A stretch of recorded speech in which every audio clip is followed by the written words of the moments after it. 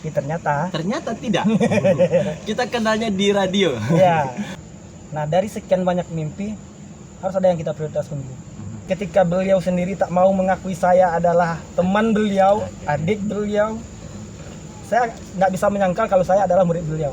Secara general kita bisa hidup dari pariwisata kalau kita mau fokus. Pokoknya selama saya masih berguna bagi orang lain, saya akan coba kasih. Kita menggerakkan wisata sebelum pandemi dengan menggerakkan wisata setelah saat pandemi dan pasca pandemi ini beda. Yang berpotensi untuk menghidupkan kembali roda ekonomi itu juga di pariwisata. Hidup itu belajar. Ya. Umar Zair Puci.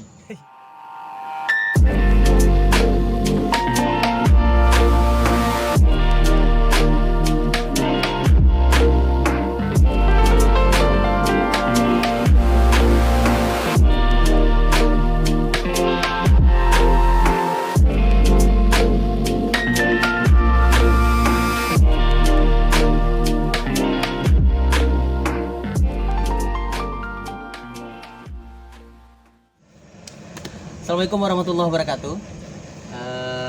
Kembali bertemu dengan saya, bercerita dengan Wanda Romansa. Dan hari ini, ini teman saya memanggil beliau itu Umar Zair. Ya, tapi saya sering ini Pak. Saya manggil beliau itu manggil Bapak karena kami biasa di lapangan. Saya sering apa? Puci itu apa? Soalnya kan ini persoalan ini. Puci ini kan banyak teman-teman yang tahu Puci, banyak yang tidak, ada juga yang tidak gitu loh. Kalau Puci itu dia sebenarnya singkatan dari Putra Cipinang gitu. Cipinang itu nama daerah. Jadi waktu masih jadi fans radio dulu, zaman masih sekolah. Jadi kan kalau kita jadi ngirim atensi ke radio itu kan pakai nama panggilan, nickname. Nah, jadi waktu itu saya pakai nama Putra Cipinang. Akhirnya sampai sekarang dipakai jadi Puci. Berarti bukan nama asli Puci. Bukan. Cipinang. Maksudnya memang ada hubungan. Cipinang itu kan di Kanang Baru. Kan saya dari Kanang Baru. Kanang Baru itu ada nama tempat rumah saya itu namanya Seipinang. Sungai Pinang, Saya Pining. Kalau di Jawa, sungai kan Cikapundung. Kayak gitu. Jadi Cipinang dia. Cipinang. Ya. Pakai Puci. Di kalau tidak salah di media sosial masih pakai Puci kan? Terkadang masih dipakai. Saya pakai Puci. Karena saya pernah bercerita dengan teman. Kalau kenal Umar Zair Puci begitu. Nah, dia tidak kenal, yang dikenal tuh Umar Zair. Jadi teman-teman, kenapa saya bercerita dengan Pak Umar begitu saya memanggil beliau? Kita sambil ngopi-ngopi saja.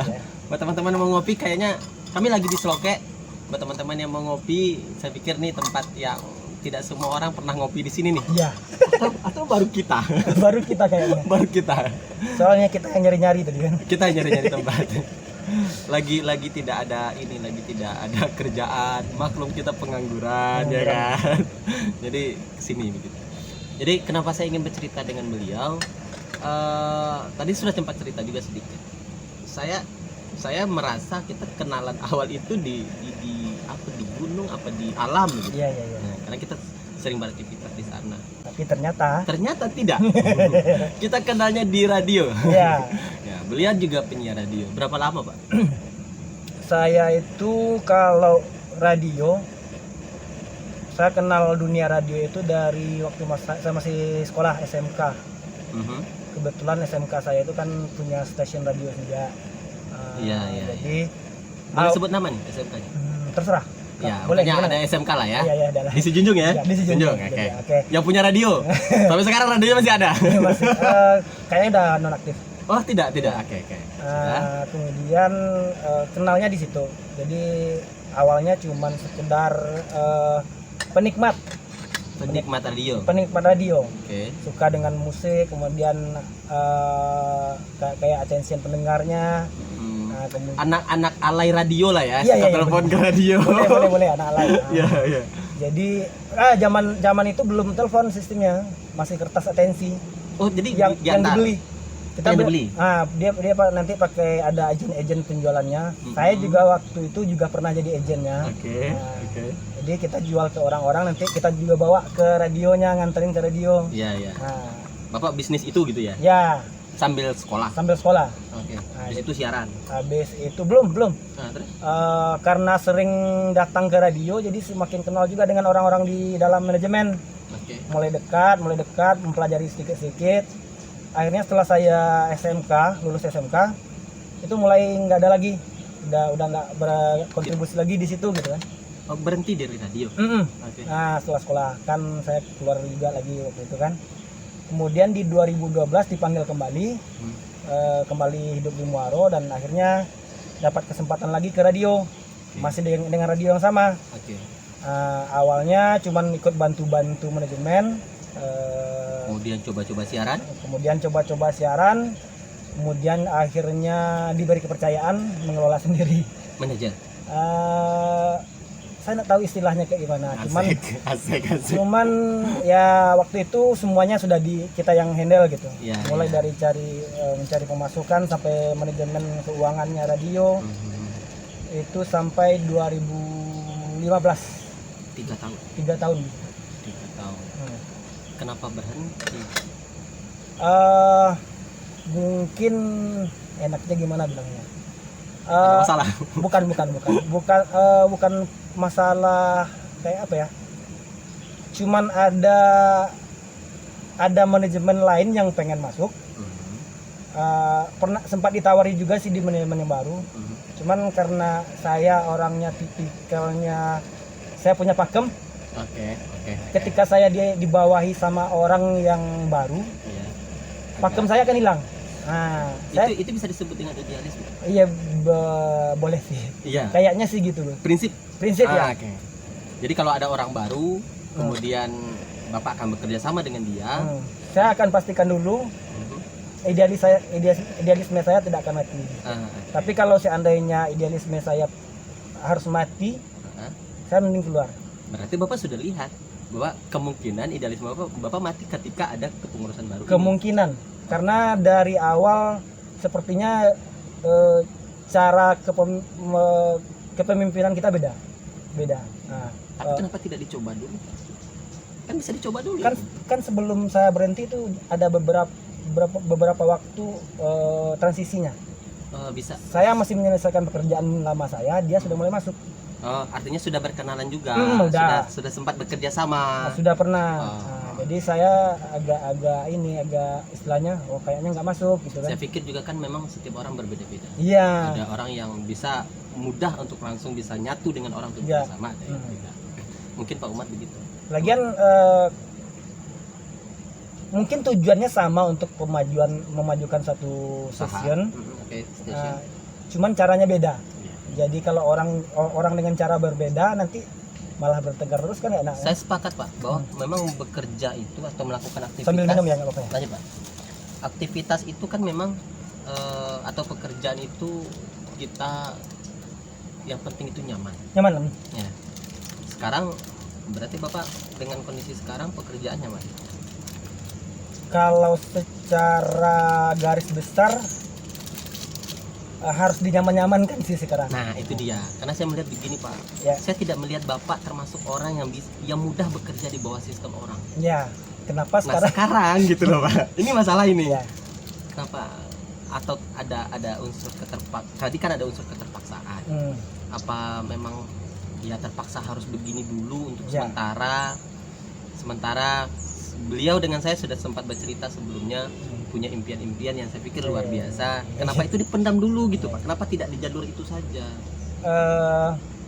Simpelnya kayaknya enaknya bilang gini. Kita kan punya banyak mimpi nih. Ya. Kita dibangun dari banyak mimpi. Nah, dari sekian banyak mimpi harus ada yang kita prioritaskan dulu. Kalau kita garap semua, ini perjalanannya akan lambat semua. Nah, sekarang saya lagi punya prioritas yang berbeda.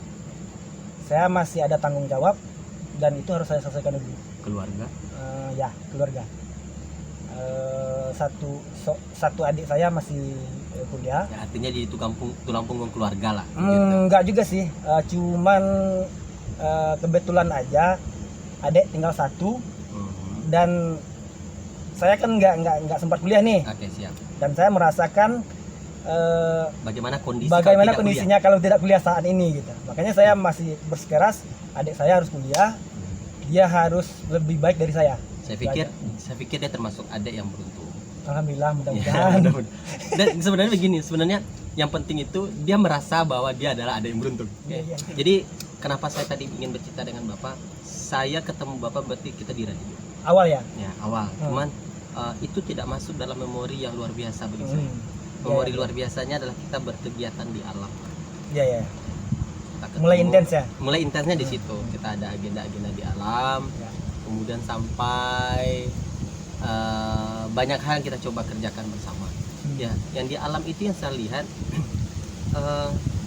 kalau ada orang di alam, mungkin ada yang suka ke alam, Ya. ada yang suka bermain-main di alam, hobinya mungkin yang lain-lain di alam. Tapi kalau saya melihat Bapak, itu alam itu seperti sebuah idealis gitu.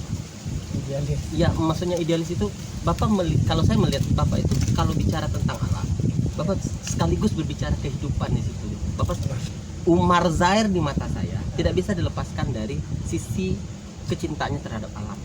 Pergerakan, ya itu yang saya lihat ya. Iya. Jadi pergerakan di ranah itu gitu Pak. Oh iya. Kan tidak semua orang punya fokus itu. Ya, banyak juga teman-teman yang lain yang gitu. Ya. Kenapa arahnya ke sana? Gimana ya? Atau awalnya gimana? Kenapa Bapak suka di alam gitu? Oke. Mungkin dari situ ya. Kebetulan dulu saya ya sama tahu lah kan kalau di radio kehidupannya kayak apa kan. Oh, maksudnya Pak Umar, saya juga pernah di radio, Iya, makanya sama tahu begitu ya. Agak jarang kalau orang-orang yang kehidupannya di radio, kalau bisa kita samakan lah, udah entertain itu di Iya. radio. Kita artis lah Iya, ya. artis lah. Ya, oke. Artis kampung lah namanya. Artis kampung Iya, ya. Jadi dalam pekerjaan pasti ada titik jenuhnya. Ya. Nah, ketika kita menemukan titik jenuh di radio dengan aktivitas sehariannya seperti itu, pagi hidupin radio, kemudian set program semuanya sampai jam 12 malam matiin radio, besok pagi kembali ulang seperti itu, timbul kebosanan. Nah, di saat kebosanan itu datang, saya ditawarkan sama teman, kalau saya bilang dia guru saya. Ini guru dalam artian sebenarnya atau gimana nih Pak? Dia yang ngajarin saya banyak hal sampai saya jadi seperti saat ini. Tentang kehidupan. Tentang ya semuanya mengarah ke kehidupan semuanya. Tentang bagaimana kita melihat satu ya kayak gini lah, kita lihat alam dari satu sudut pandang dengan sudut pandang yang lain. Berarti Bapak filosofis Saya dipaksa untuk jadi seperti itu sebetulnya. Karena guru tadi. Karena guru yang saya bilang tadi itu dia jarang berbicara secara langsung. Kalau dalam forum itu, kalau kita bicara dalam forum, dia akan diam. Dia tidak akan mengeluarkan kata apa-apa. Tapi kalau pengen tahu, pengen dapat ilmu dari dia, ikut dia jalan berdua. Nah di situ ke alam. Ya, terserah ke alam mau kemana. Tapi tapi lebih spesifik ke alam. Ya, tapi kita kan juga tidak mengatakan bahwa ke alam tuh harus ke gunung, ke Enggak, pantai, harus begitu. enggak. Ya. Saya dulu awal-awal cuman diajak duduk-duduk di taman. Oke. Nah, mulai dari situ, kemudian mulai berangsur ke pedalaman ya hutan. Oke. Pasir Putih. Pasir Putih tidak hutan, Pak. Oh, pada zaman itu ya? Pada zaman itu. Belum ada jalan ke sini. Pasir Putih itu saya sama beliau itu sempat 3 hari. 3 hari ngecamp. Ya, cuman camp doang, duduk ngopi masak, duduk ngopi masak. Dia contoh seperti apa mungkin apa namanya, sisi kehidupan atau pelajaran kehidupan yang Bapak dapat dari dia misalnya. Contoh-contohnya mungkin ada 1 poin apa 2 poin. Contohnya ya, kayak ini soal sampah. Oke. Nah, beliau dari awal beliau nggak pernah nyuruh saya untuk membersihkan sampah dia. Contoh lagi di alam nih, Ya. nggak pernah beliau nyuruh Ambil sampah. kita jaga kebersihan, nggak. Beliau jalan sendiri, Beliau ambil sendiri. Beliau ambil sendiri. Akhirnya kita malu kalau tidak ikut. Iya, Oke, itu. paham. Akhirnya saya dapat 1 poin. Dan sampai sekarang metode seperti itu juga saya pakai untuk Ke teman-teman yang atau lain. kader-kader lah begitu. Oh, Atau kalau gimana? mungkin teman-teman lah. Teman-teman Kalau lah kader ya. saya kayaknya nggak punya kader. Oh, siap. Nggak mau dibilangin ya. Ya. Ya. Nah, akhirnya dari hal-hal seperti itulah saya dapat pelajaran dari beliau, dan beruntungnya saya pernah diajari dari awal sama beliau. Kalau mau sama orang lain saya nggak tahu akan seperti apa, tapi yang membuat saya seperti ini sekarang adalah beliau. Beliau sadar tidak kalau beliau itu dijadikan sebagai guru begitu? Istilahnya kan guru dalam artian Bapak tadi. Beliau sadar tidak? Saya kurang tahu juga. Menurut Bapak kan sampai saat ini masih jalan sama dia? Masih. Cuman saya udah pernah bilang sama beliau, bagaimanapun keadaannya, semarah apapun beliau sama saya, bahkan ketika beliau sendiri tak mau mengakui saya adalah teman beliau, adik beliau, saya nggak bisa menyangkal kalau saya adalah murid beliau. Saya udah pernah menyampaikan seperti itu sama beliau. Jadi apapun yang terjadi sama saya hari ini, banyak dampak dari beliau. Kalau seandainya, kita kan tidak mau menyebut nama beliau nih. Kalau seandainya beliau menonton ini gitu, Ya. Bapak mau sampaikan apa? Ya pasti terima kasih. Ya. Tapi kira-kira sebentar sebelum Bapak lanjutkan ini. Tapi kira-kira ketika beliau mendengar ini, beliau sadar tidak bahwa kita lagi bicarakan beliau? Mudah-mudahan beliau sadar. Saya takutnya kita sudah bicara bahwa kita ada Bapak mau ucapkan terima Tapi kasih. saya lihat gini juga, Pak.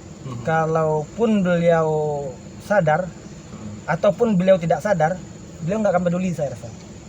Karena beliau nggak pernah mau menerima itu. Ketika beliau dibilang sebagai guru, sebagai apalah, beliau nggak pernah mau menerima itu. Jadi beliau termasuk orang yang tanpa tidak terlalu berekspresi Nah, gitu ya. Beliau nggak akan mempedulikan apapun itu. Rasa-rasanya kalau sudah sampai pada titik ini saya sudah tahu siapa orangnya. Kalau ke situ saya sudah tahu nih siapa orangnya. Ya. Oke. Bapak sudah banyak berkegiatan di alam, kemudian ya artinya mungkin ya sebanyak yang Bapak jalani, mungkin ada orang-orang lain di luar sana yang juga menjalani hal yang sama. Sekarang kan Bapak sudah mencoba pada saat itu menurunkan ego, bertarung dengan ego, kemudian mengenyampingkan urusan Bapak, kecintaan dengan urusan alam awal tadi, dengan pekerjaan dan tuntutan-tuntutan ini. Itu bakal sampai kapan? Saya targetnya sampai tahun depan. Sampai adik tadi selesai kuliah. Habis Dia itu tinggal harusnya kalau lancar-lancar tahun depan udah selesai harusnya. Mudah-mudahan lancar. habis itu Ya rencananya sih mau resign. ini kalau misalnya didengar sama si perusahaannya nggak Nggak apa-apa. apa-apa. Oh nggak apa-apa ya? Nggak apa-apa. Sudah berniat ya? Dan beliau pun sebenarnya tahu saya udah mau resign. Oke. Saya dulu targetnya kerja itu cuman 2 tahun awalnya. Ya. Pas udah tahun kedua saya udah ngajuin resign waktu itu. Cuman sayangnya belum diterima waktu itu. Ya. Dan akhirnya adik saya masuk kuliah, akhirnya nggak jadi resign sampai sekarang. Bapak tidak apa gini. Bisa jadi kan Bapak tidak jadi resign. Kebutuhan hidup itu kan berlanjut terus. Toh misalnya hari ini mungkin berpikirnya tentang adik. Besok ada lagi kebutuhan lain sehingga Bapak tidak jadi lagi menjalankan sisi idealisme tadi lagi. Tidak lagi menjalani kecintaan tadi. Kalau sampai saat sekarang yang lebih prioritas dari impian-impian itu ya cuma satu. Setelah itu ya berarti ya saya mikir untuk diri saya sendiri lagi. Sampai saat ini ya. Ya. Nggak tahu deh kalau ke depannya gimana. Tapi mudah-mudahan planning saya yang sampai sehari ini setelah adek lulus kuliah, saya akan kembali ke sini. Oke. Jadi teman-teman buat yang tidak tahu, Pak Umar ini termasuk orang yang saya tahu bekerja dari hari Senin sampai hari Sabtu. Kemudian hari Minggu masih menyisahkan waktunya untuk mengerjakan hal-hal yang bersifat ya bicara Aceh. membangun kalau begitu. membangun secara caranya dia di kabupaten ini. Nah, caranya dia ya masih berhubungan dengan alam-alam tadi. Apakah alam tadi yang dia coba bicarakan dengan teman-temannya, kemudian dia sinergikan semua kekuatan yang ada untuk dijadikan sebuah wisata, sebuah hal-hal yang bisa bermanfaat. Ya. Nah, aku nggak capek. Ini Senin sampai Sabtu kerja loh, Pak. Sebenarnya yang capeknya itu Senin sampai Sabtu. Kalau hari Minggu itu pengobatnya malah. Oh begitu. Ya, kegiatan-kegiatan di hari Minggu itu malah jadi pengobatnya. Oke. Nah, hari Seninnya saya kembali bekerja dengan situasi yang fresh setelah melaksanakan apa yang saya mau. Yang ini tadi. Ya, yang hari Minggu dan hari libur. Ya. Jadi makanya saya tidak mau, saya kan di beda kabupaten nih kerjanya, Ya, betul. di luar Kabupaten Sijunjung. Jadi setiap ada hari libur itu saya balik terus ya, pulang terus. Ya. Langsung balik ke kampung. Nanti kalau udah nyampe di Sijunjung ada aja tuh kegiatan-kegiatan yang bisa diikuti. Iya. Nah, kita boleh sebut tidak Pak kalau Bapak hari ini tergabung di Masata gitu? Kalau di Masata ya bisa dibilang masih tergabung sih. Okay. Cuman sudah tidak terlalu aktif karena saya takut dengan, kan setelah saya ikuti beberapa dari masa Tasi Junjung berdiri itu sampai kemarin saya pulang Rakernas, ternyata tanggung jawabnya sangat besar. Terus Bapak tidak sanggup? Saya takutnya fokus saya terbagi, entah teledor di tanggung jawab saya yang tadi atau di tanggung jawab saya di Masata. Nah, makanya saya enggak yakin diri saya akan sanggup untuk sebentar. Berarti Bapak termasuk orang yang tidak bertanggung jawab. Bapak sudah berangkat Rakernas loh. Berangkat Rakernas dan bahan-bahan sudah saya tinggalkan. Maksudnya ke kawan-kawan ke penerus ya. Nah, jadi sekarang saya lebih memilih jadi anggota biasa. Di awal kan kebetulan dipercaya jadi ini kabit kepala bidang. Kebetulan cocok waktu itu kepala bidang pemberdayaan komunitas pariwisata dan UMKM. Dan kegiatan Masata itu seperti apa sih? Masata itu kalau simpelnya dia lebih kepada pendampingan kepariwisataan. Jadi semua unsur kepada teman-teman yang menggerakkan kepariwisataan. Kepariwisataan ya. Semua sektor yang bergerak di bidang pariwisata, Masata jadi sebagai pendampingannya. Okay. Karena Masata ini dia memiliki dia lembaga di luar pemerintahan yang independen, tapi dia punya kekuatan ke lembaga institusi resmi seperti ke kementerian untuk memberikan input. Kemudian bisa mengeksekusi. Kalau eksekusi tetap di pemerintahan. Di pemerintahan dong. Ya, benar-benar. Kita cuman bisa memfasilitasi, kayak kalau permasalahan, kita bicara permasalahan ya.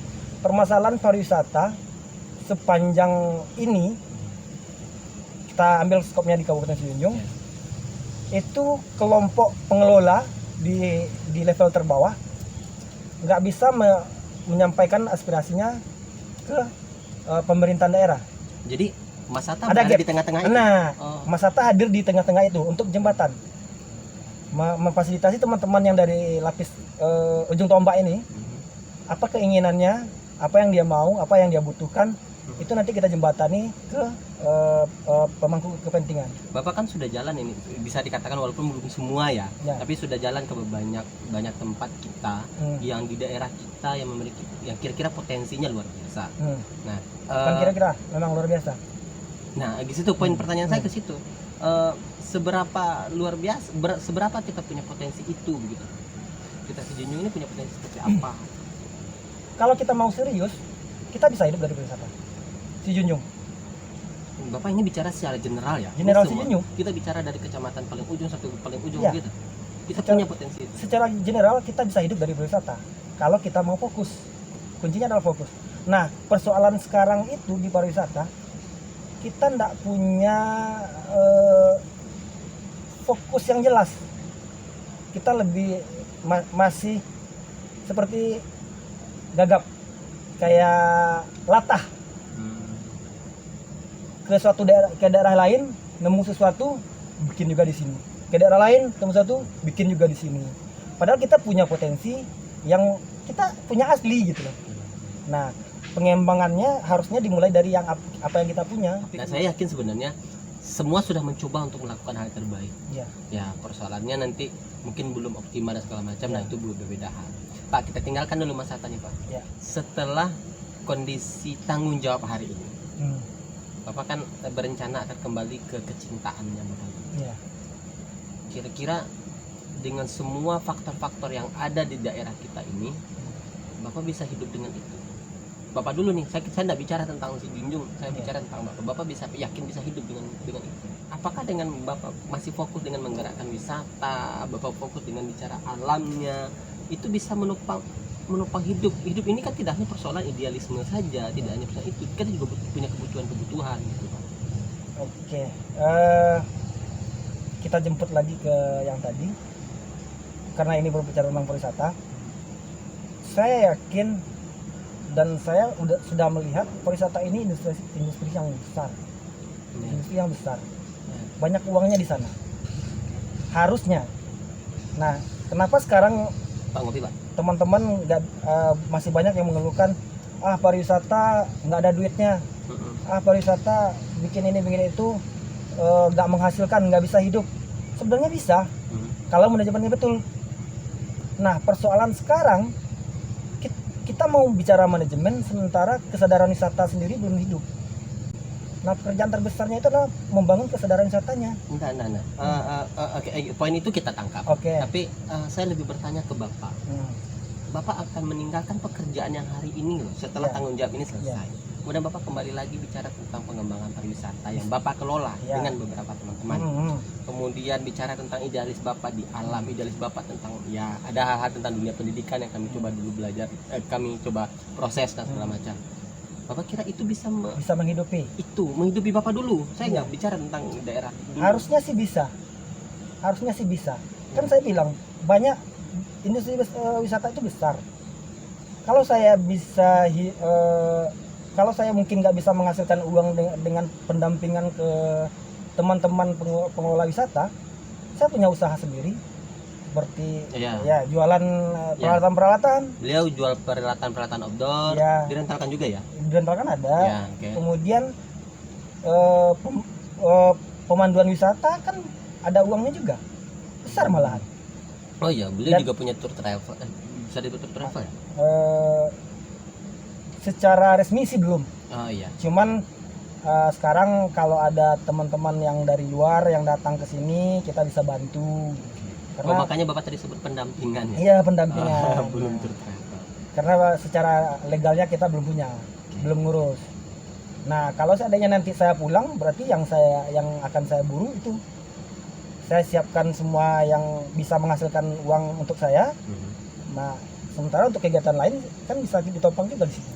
Berarti benar ya apa yang disampaikan orang dulu, bahwa segala sesuatu itu tetap nanti akan terbentur dengan walaupun termasuk idealisme akan terbentur dengan kebutuhan kita. Otomatis. Sebenarnya pertarungannya di situ terus. Ya, saya juga lihat begitu.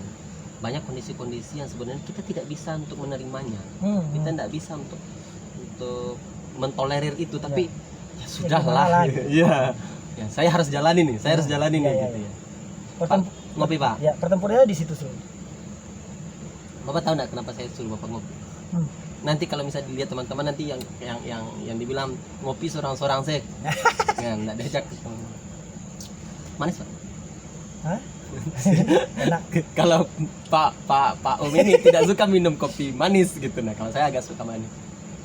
Sama dengan kehidupan lah. Kenapa? Nah, ini menarik nih. Kehidupan saya agak pahit. Karena selalu berbenturan kayak tadi. Banyak pilihan-pilihan yang sulit tapi harus diputuskan. Kita harus ngambil keputusan cepat, sementara pilihannya sulit.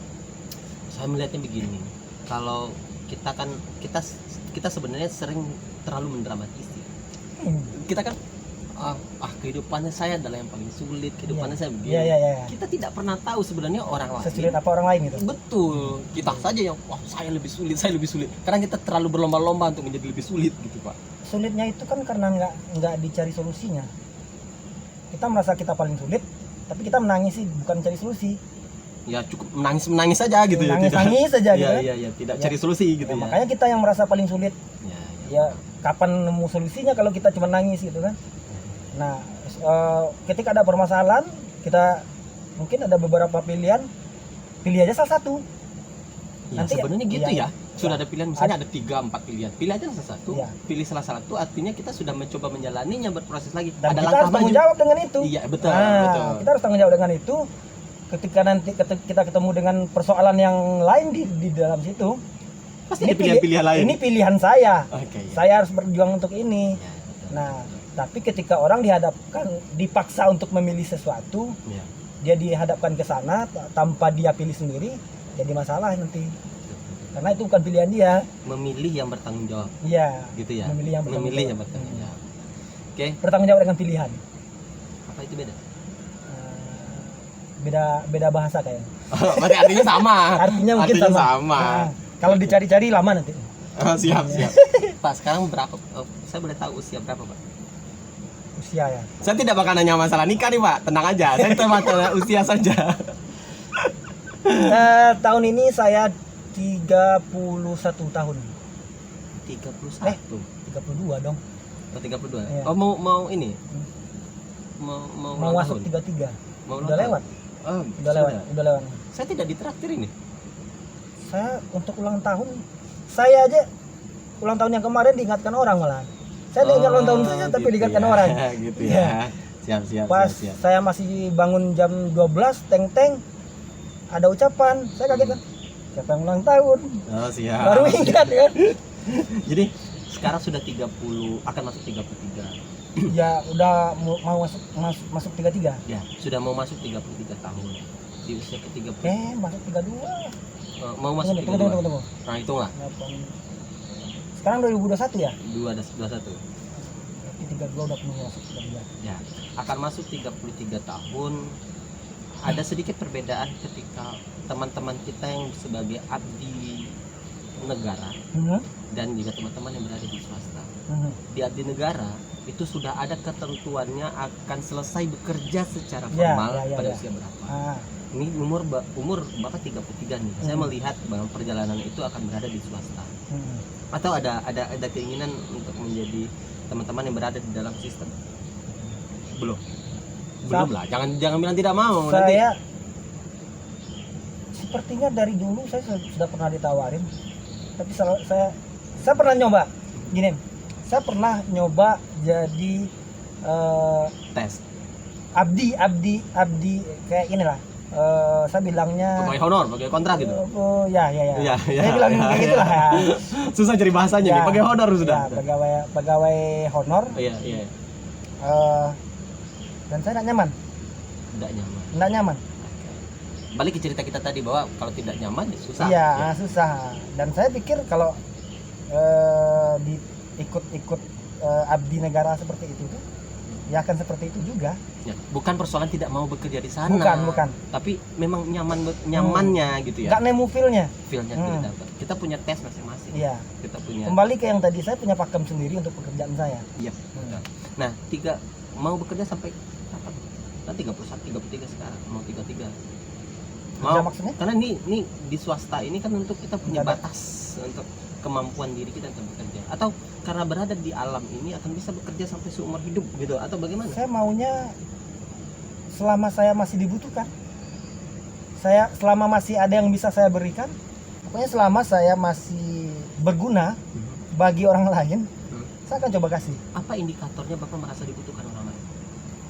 Masih ada teman-teman yang nyari saya, minta pendapat, ngajak sharing, itu sudah bentuk. Itu indikator Bapak mengatakan bahwa saya masih dibutuhkan. Meskipun cuma sekedar tempat bercerita aja, kan masih dibutuhkan berarti. Berarti tidak ada batas rencananya mau. Selama otak saya masih fresh lah. Sekarang masih fresh. Sekarang masih, cuman kadang ada titik-titik di mana dia stuck. Saya pikir kita tidak adil loh Pak memberikan penilaian itu. Penilaian atau menyimpulkan sesuatu itu berdasarkan hasil pemikiran sendiri. Gini misalnya, saya mengatakan kopi ini tidak enak. Ya. Ketika saya katakan itu saya tidak adil. Karena belum tentu kopi yang saya minum itu bagi orang lain enak atau tidak. Iya. Bisa jadi dia enak. Sama seperti Bapak tadi. Ketika Bapak katakan bahwa sampai saya dibutuhkan orang lain, mungkin ada saatnya saya yakin Bapak punya teman yang seperti ini. Dia butuh Bapak, Pak. Tapi dia tidak mau dan tidak pandai untuk mengatakan kebutuhannya ke Bapak. Oh gitu. Pernah enggak Bapak ketemu kayak begitu? Gimana kita bisa bantu kalau gitu kan? Ya, itu persoalannya. Saya yakin tadi sebelum kesini kita tidak perlu sebut bagaimana kondisinya. Kita punya teman sekarang yang hari ini dia butuh kita, tapi dia tidak bisa mengatakan ke kita. Walaupun dia nak ngomong, tapi kita merasakan ya. Ya, komunikasi kan lancar, jadi masih ada hubungan emosionalnya. Jadi kita bisa merasakan sepertinya dia tidak seperti yang biasa ini.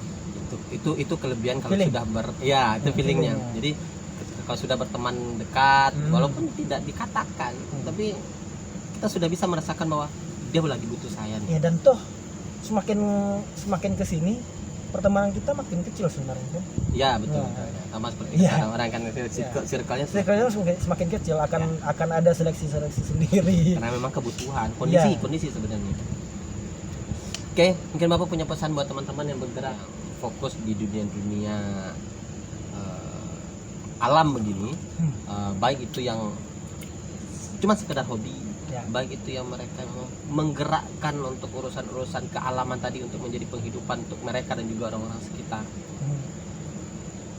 Ada yang mau Bapak sampaikan? Kalau bagi saya sih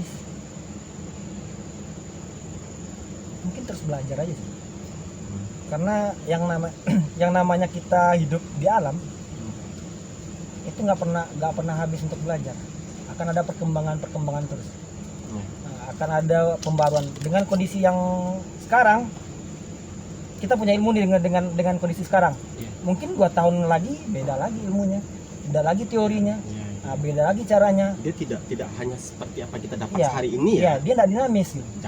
Jangankan beberapa tahun lagi, hari ini dapat, besok bisa jadi berubah. Ya. Contohnya aja ini yang sedang kita alami sekarang. Kita menggerakkan wisata sebelum pandemi dengan menggerakkan wisata setelah saat pandemi dan pasca pandemi ini beda. Semua orang merubah kebiasaan. Makanya ada new normal apa itu. Ini tertinggal nih Pak, berarti kita cerita. Apa? Saya karena Bapak terlibat pandemi. Gimana nih kondisi pariwisata di mata Bapak karena Bapak hidup di situ juga. Bapak hidup di situ ya, hidup di pariwisata nih saya bilang. Kenapa saya katakan hidup pariwisata? Karena beberapa bisnis Bapak hidup ya, bukan berpenghidupan ya. Berpenghidupan belum. Karena kita belum fokus ke sana. Belum fokus ke sana ya. Jadi hidup di sana ada dapat penghasilan dari kegiatan-kegiatan itu. Pasti pengaruh pastilah. Saya tidak akan tanyakan ada pengaruh besar. Ya, jadi punya apa namanya? Gimana caranya gitu supaya bisa tetap jalan dia bisnis ini, atau Bapak punya solusi apa? Kalau saya sebenarnya ya kuncinya dari belajar tadi, mempelajari segala sesuatu. Apapun yang terjadi hari ini itu kita harus mempelajarinya. Jadi nanti setelah kita mempelajari kan nanti misalnya ada masalah, kita pelajari apa sih masalahnya. Dari kita mengetahui masalahnya baru kita bisa cari solusinya. Sekarang Bapak sudah belajar dong tentang kondisi COVID? Alhamdulillah sedikit banyaknya. Terus dengan usaha kepariwisataan ini, dengan kondisi Bapak bisnis Bapak, apa solusi? Ya tetap menjalankan sesuai dengan protokol kesehatan kalau sekarang. Untuk pariwisata ya. Kalau saya apalagi tapi tetap jalan ya? Tetap jalan. Masih jalan? Alhamdulillah tetap jalan. Jadi penyewaan alat-alat masih tetap. Yang vakum total itu di tahun pertama malah 2019. Akhir 2019. Iya, akhir 2019. Sampai 2020 itu memang semua orang kesulitan. Karena kita belum tahu apa-apa kan? Iya, masih blank itu, masih baru semua ini. Akhirnya di pertengahan 2020 kan mulai belajar. Sampai akhirnya akhir 2020 mulai dicanangkan kembali pariwisata kan. Ya, dengan walaupun dengan kondisi ini dibuat hal-hal dengan penyesuaian tertentu. Ya. Akhirnya 2021 launching lagi nih pariwisata semuanya kan. Ya. Dengan standar protokol kesehatan tertentu. Ya. Kayak beda yang di hutan wisata hutan beda protokolnya dengan wisata air. Saya pikir juga melihat pemerintah baik dari pusat sampai daerah juga fokus untuk itu sekarang. Banyak pergerakan. Ini yang saya dapat waktu Rakernas kemarin. Itu semua semua sisi ini terpengaruh oleh pandemi ini. Pasti. Dan yang paling besar pengaruhnya adalah pariwisata. Oh iya, karena orang nggak bisa jalan. Iya. Orang, ya. Semuanya yang paling besar adalah di pariwisata. Nah, yang berpotensi untuk menghidupkan kembali roda ekonomi itu juga di pariwisata. Dua sisi mata uang yang bukan cuma uang ya. Dua sisi yang sebenarnya saling berlatar belakang tapi dia satu dimensi yang sama gitu ya. Nah, di situ makanya harus ada kebijakan tertentu. Makanya pas kemarin kan di tahun pertama mudik dilarang. Ya. Keramaian juga dilarang. Di tahun kemarin sudah mulai dibuka. Mudik dilarang, tapi wisata Keramaian dibuka kan? Iya. Nah, makanya saya bisa setuju dengan kebijakan itu. Karena kalau kita juga tidak bisa membuka wisata ini, ekonomi yang mana yang mau kita gerakkan lagi? Ya. Coba cari yang sektor ekonomi yang bisa digerakkan selain pariwisata ini di masa pandemi. Tapi seperti apa yang saya baca sekarang, UMKM adalah sebagai penopang utama sekarang. Ya, karena UMKM sekarang berada di lingkup pariwisata. Oh, dia masuk di iya. Ya, makanya sesuai dengan apa yang saya bilang tadi. Kita melihat itu. Saya juga melihat secara pribadi pemerintahan dari pusat sampai ke daerah itu sedang bekerja keras untuk menggerakkan itu gitu loh, Pak. Ya. Mereka semua sedang bekerja keras untuk itu sekarang. Kita beberapa banyak kementerian yang sedang bersama-sama dengan Kementerian Pariwisata sekarang. Ya. Kita doakan semua pihak yang dalam kondisi berjuang itu diberikan kekuatan oleh Tuhan. Ya. Kemudian bisa mengerjakan dengan baik. Ya. Saya yakin apa yang dilakukan oleh bapak-bapak kita itu, beliau-beliau itu tidak akan sia-sia ya? Tidak akan sia-sia. Itu adalah untuk kepentingan kita bersama. Ya. Makanya kita doakan. Ya. Oke, Bapak punya pesan lain? Saya mau tutupin. Yes. Pesan saya cuma itu. Terus belajar. Kita belajar itu memang sampai mati. Ya, kuncinya memang itu. Nah, kadang kita lupanya di situ kan. Padahal halnya simpel sebenarnya. Hidup itu belajar. Iya. Hidup itu belajar. Ya. Umar Zair Puci. Apa tadi? Putra Cipinang. Kita ketemu lagi nanti di Bercerita dengan Wanda Romansa.